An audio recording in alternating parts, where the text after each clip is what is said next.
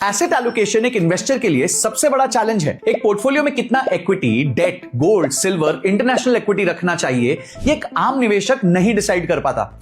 Most of the times उसे यह भी नहीं पता होता कि कब अपने पोर्टफोलियो को रीबैलेंस करना है और कब इस एसेट को बाय बोलना है और कब इस एसेट को बाय बोलना है।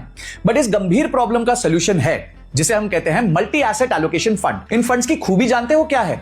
ये आपके लिए रिसर्च ड्रिवन डिसीजंस लेते हैं और आपके पोर्टफोलियो में इन सारे एसेट क्लासेस को रीबैलेंस करते हैं। इस कैटेगरी ने पिछले 5 साल में कम रिस्क लेकर ज्यादा रिटर्न्स दिए हैं। आइए इसे निफ्टी 50 से कंपेयर करते हैं। मल्टी एसेट की कैटेगरी का रिटर्न करीबन 18% CAGR रहा है पिछले 5 साल में, एज अगेंस्ट निफ्टी 50 जिसका 15% से भी कम रहा है।